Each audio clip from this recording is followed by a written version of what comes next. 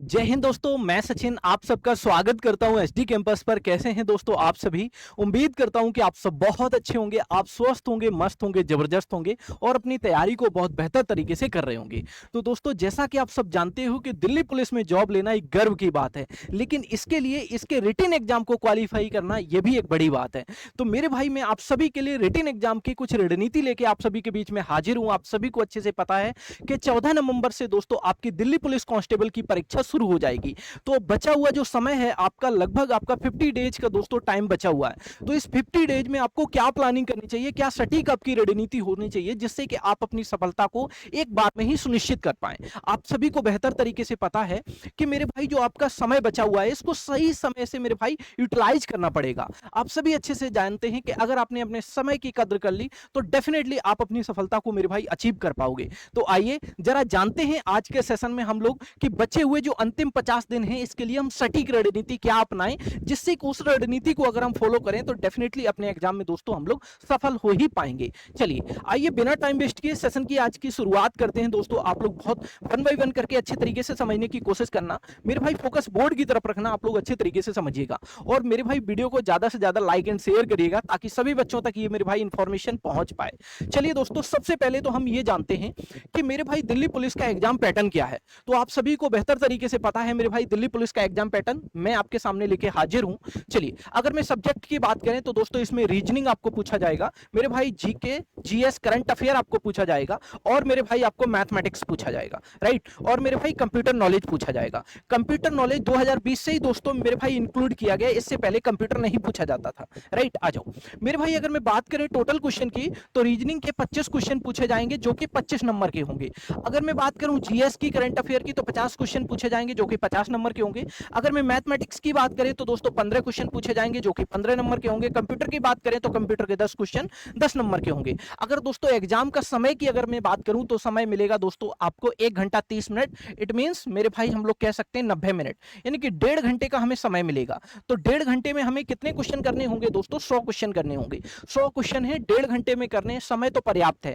क्योंकि दोस्तों न्यूमेरिकल की अगर मैं बात करें तो न्यूमेरिकल सब्जेक्ट केवल आपके मात्र 2 हैं, रीजनिंग और मैथमेटिक्स। तो मैथ के भी 15 ही क्वेश्चन है मेरे भाई। जो सबसे ज्यादा क्वेश्चन है वो है आपके जीएस सेक्शन से, जो कि 50 क्वेश्चन है। यानी कि ऐसे मान के चलिए कि 50% में केवल जीएस है और 50% में बाकी 3 सब्जेक्ट हैं। तो आपको अच्छे से पता है कि कैलकुलेशन सब्जेक्ट का वेटेज यहां देखेंगे तो 25, 5, 30, 10, 40 है। यानी कि दोस्तों 40 क्वेश्चन आपके ऐसे होंगे जो कैलकुलेटिव होंगे, यानी कि 25 रीजनिंग के हो गए, 15 मेरे भाई मैथ के हो गए। बाकी सारे क्वेश्चन ऐसे होंगे जो अगर आपको पता होगी तो आप क्विकली आंसर कर पाओगे, अदरवाइज आप आंसर नहीं कर पाओगे। चलिए दोस्तों, अब हम आगे की तरफ बढ़ते हैं और ये जानते हैं कि बोर्ड ने मेरे भाई कुछ दिन पहले एग्जाम डेट भी अनाउंस कर दी है। पूरा शेड्यूल मेरे भाई बहुत अच्छे तरीके से बोर्ड की तरफ से जारी हो चुका है। अगर मैं दोस्तों मेरे भाई एग्जाम की बात करें तो 14 नवंबर से आपकी परीक्षा शुरू हो जाएगी।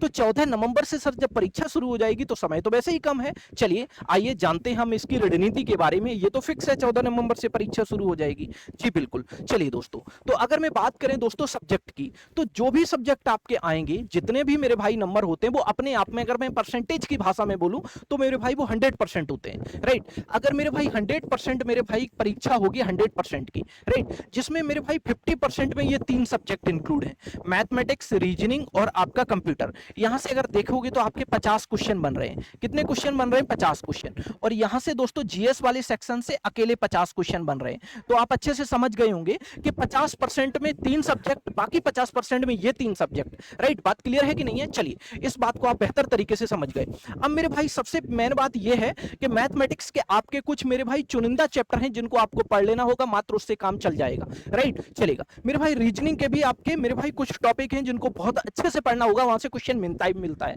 राइट। इसी प्रकार से कंप्यूटर बहुत इजी लेवल का आता है मेरे भाई। कुछ तो आपको फुल फॉर्म पूछ ली जाती है, www पूछ लिया जाता है, राइट। चलिए, इससे आप अच्छे तरीके से ये क्वेश्चन बना पाओगे। अगर मैं जीएस की बात करें तो जीएस में दोस्तों ढेर सारे आपके सब्जेक्ट आते हैं मेरे भाई। अगर मैं बात करूं history, polity, geography, economy, current affair, static, GK, physics, chemistry, biology, ये सारे सब्जेक्ट आपके किस में आते हैं दोस्तों? जीएस वाले सेक्शन। लेकिन दोस्तों आपको कौन कौन सा सब्जेक्ट मेरे भाई ज्यादा अच्छे तरीके से पढ़ना होगा, जहां से नंबर ऑफ क्वेश्चन ज्यादा आते हैं? तो हिस्ट्री, ज्योग्राफी और पॉलिटी और करंट अफेयर, यहां से दोस्तों नंबर ऑफ क्वेश्चन सबसे ज्यादा आपके एग्जाम में देखने को मिलेंगे।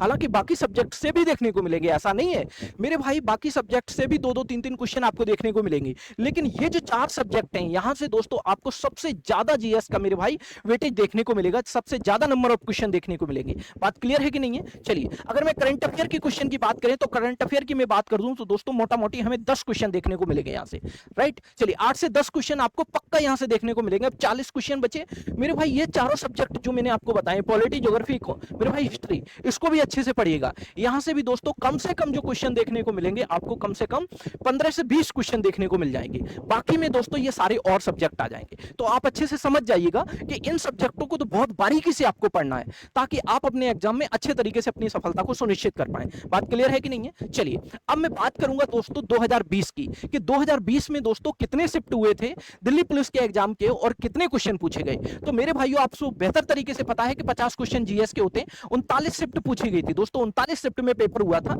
टोटल 1950 क्वेश्चन बन रहे जीएस के मेरे भाई। इसी प्रकार से 15 क्वेश्चन एक सेट में आते हैं तो 39 सेटों में कितने आए होंगे? 585। इसी प्रकार से सारा डेटा मैंने आपके सामने मेंशन कर दिया। आपको अच्छे तरीके से पता है इसमें जो करंट अफेयर के पुराने क्वेश्चन होते हैं उन्हें हमें पढ़ने की कोई जरूरत नहीं है।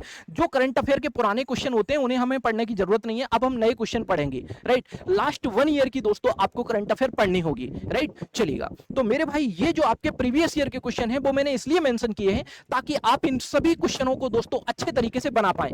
जो प्रीवियस ईयर के क्वेश्चन है उनको आप अच्छे तरीके से बनाने की कोशिश करिए। अगर आपने दोस्तों अभी तक प्रीवियस ईयर क्वेश्चनों को सॉल्व नहीं किया तो अब आप सॉल्व करिए। जो आपका समय बचा हुआ है वो मेरे भाई समय यूटिलाइज करिए और प्रीवियस ईयर के क्वेश्चन बनाने की कोशिश करिए, राइट। तो 2020 में जितने भी क्वेश्चन पूछे गए 39 शिफ्ट के आपको सारे क्वेश्चन बना लेने होंगे करंट अफेयर के छोड़ के, राइट। चलिए जो भी करंट अफेयर के क्वेश्चन बने होंगे उनको सारे को छोड़ दीजिए। लगभग मेरे भाई अगर मैं बात करेंगे तो दोस्तों 8 गुणे 39 कर लीजिए या दोस्तों 10 गुणे 390 के आसपास दोस्तों क्वेश्चन हटा दीजिए इसमें टोटल। मेरे भाई इसमें से 390 क्वेश्चन करीब हटा दीजिए क्योंकि 10 क्वेश्चन के हिसाब से अगर मोटा मोटी हम लोग एवरेज लगाएंगे तो 390 क्वेश्चन करंट अफेयर के वो हटा दीजिए क्योंकि हमें लास्ट मेरे भाई 1 साल का करंट अफेयर पढ़ना होता है आपको, राइट। चलेगा तो मेरे भाई आप अच्छे से इस बात को समझ गए होंगे, प्रीवियस ईयर क्वेश्चन पे ज्यादा फोकस देना। अब मेरे भाई अब हम बात करते हैं ये कि हमें अब कैसे पढ़ना चाहिए। चलिए तो मेरे भाई आप लोग अच्छे तरीके से अपने सिलेबस को कंप्लीट कर रहे होंगे। कुछ विद्यार्थियों का कुछ ही सिलेबस बचा हुआ होगा। आपको सबसे पहले क्या करना पड़ेगा? अपने पूरे सिलेबस को अच्छे से कंप्लीट करना पड़ेगा। आप जहां भी पढ़ रहे हैं अच्छे से पढ़िए और अपने सिलेबस को कंप्लीट करिए। लगभग आपका दोस्तों 70% आपका मेरे भाई या 60% आपका सिलेबस कंप्लीट हो गया होगा और बचे हुए 20-25 दिन में आपका वो भी सिलेबस कंप्लीट हो जाएगा, राइट। चलिए अपना सिलेबस कंप्लीट करने के बाद दोस्तों आपके कॉन्सेप्ट मेरे भाई ज्यादा से ज्यादा रिवीजन करिए जिससे कि आप अपने एग्जाम में क्वेश्चनों को बना पाए। फिर क्या करेंगे दोस्तों? आप अपने पीवाईक्यू पे ज्यादा फोकस करिए। मॉक टेस्ट एक जरूर लगाइएगा मेरे भाई, एक मॉक टेस्ट लगाइए। मॉक टेस्ट से क्या आपको फायदा मिलेगा? मॉक टेस्ट से ये मिलेगा कि जब पढ़े हुए क्वेश्चन दोस्तों आप मेरे भाई प्रैक्टिस करोगे, practice makes a human perfect. आप सभी अच्छे से जानते हो कि जितनी ज्यादा दोस्तों आप किसी भी एग्जाम के लिए जितनी ज्यादा प्रैक्टिस करोगे उतनी ही चीजें आपके जहन में आना शुरू हो जाएंगी दोस्तों। आप अच्छे तरीके से पढ़ने की कोशिश करिएगा, राइट। चलेगा अंतिम 20 दिनों में आपको क्या करना होगा दोस्तों? अब ये स्टार्टिंग के 30 दिन में तो ये सारी चीजें आप लोग कर लोगे, राइट। अंतिम 20 दिन में क्या करना पड़ेगा? अंतिम 20 दिन की अगर मैं बात करें तो डेली आपको 2 मेरे भाई मॉक टेस्ट लगाने ही लगाने पड़ेंगे। डेली आप लोग 2 मॉक लगाइएगा और उनका एनालिसिस करिएगा। जिस टाइप का क्वेश्चन आपसे नहीं बनाए आप अपनी नोटबुक में देखिए, जो आपने क्लास नोट्स बनाए उसमें कॉन्सेप्ट देखिएगा कि किस टाइप का क्वेश्चन हमसे छूट गया है, राइट, और उसको बनाने की कोशिश करिए। इसी तरीके से धीमे धीमे आपकी एक्यूरेसी मेरे भाई डेवलप हो जाएगी। आपको 3 चीजों पर बेसिकली फोकस करना है, स्पीड, एक्यूरेसी और टाइम मैनेजमेंट पर। अगर ये तीनों चीजें आपने दोस्तों अंतिम 50 दिनों में सुधार ली तो डेफिनेटली आप अपनी सफलता को सुनिश्चित कर पाओगे। मेरे भाई एक टाइम टेबल फिक्स कर लीजिए और उस टाइम टेबल पर दोस्तों आपको खरा उतरना है, राइट। मेरे भाई आप अपने अकॉर्डिंग टाइम टेबल सेट कर लीजिए। कोशिश करिए मेरे भाई कि डेली आप ज्यादा से ज्यादा समय दें क्योंकि 50 दिन की बात है मेरे भाई। ज्यादा से ज्यादा समय दें, 8 से 10 घंटे कोशिश करिए आप अपनी पढ़ाई में देना ही देना पड़ेगा आपको, जिससे कि एक ही बार में आप अपनी सफलता को सुनिश्चित कर पाए। अगर मेरे भाई जीएस की मैं बात करूं क्योंकि बेटेज वहां ज्यादा है तो एक सब्जेक्ट ही एक दिन में पढ़ें, राइट। एक सब्जेक्ट ही एक दिन पढ़ें, ऐसा नहीं है कि सारे सब्जेक्ट एक दिन पढ़ रहे हैं। अगर मैं जीएस की बात करें तो एक सब्जेक्ट पढ़िएगा, बाकी सभी सब्जेक्ट पढ़ते रहिएगा। ऐसा नहीं है कि बाकी सभी सब्जेक्टों को छोड़ दिया, राइट। एक सब्जेक्ट, जैसे आज आप हिस्ट्री पढ़ने बैठे हैं तो ऐसा नहीं है कि 2 घंटे हिस्ट्री पढ़ लिया और 1 घंटे इसको पढ़ लिया, ज्योग्राफी को इकोनॉमी पढ़ लिया, ऐसा नहीं है, राइट। चलिए एक दिन में एक ही जीएस का सब्जेक्ट पढ़ें, राइट। मेरी बात को समझ पा रहे हैं? तो इसी तरीके से दोस्तों आपको अपनी तैयारी करनी है। अगर दोस्तों आप चाहते हैं मेरे भाई, ये बात हमारी होती है कंप्लीट। अब मैं आप सभी को बताना चाहेंगे जो बचा हुआ समय है, इस कम समय में आपको अपनी तैयारी को एक बेहतर अंजाम में बदलना है तो इसके लिए हमारी टीम लेकर आई है दोस्तों भर्ती बैच। आप जुड़िए हमारे भर्ती बैच के साथ, बचे हुए कम समय में आपकी तैयारी हम बेहतर कराएंगे दोस्तों, और आपको कराएंगे daily live classes, doubt session सारी क्लासें आपको कंप्लीट कराएंगे, राइट। तो चलिए मेरे भाई, पढ़ते रहिए, हंसते रहिए, मुस्कुराते रहिए। वीडियो कैसा लगा? वीडियो अगर पसंद आया तो दिल से लाइक करिएगा और अपने यार दोस्तों के साथ ज्यादा से ज्यादा शेयर करिएगा। मेरे भाई जुड़े रहिए और चैनल को सब्सक्राइब करिए। अगली क्लास में आप सभी से मुलाकात करेंगे, तब तक के लिए अपना ख्याल रखिए। Bye bye, take care.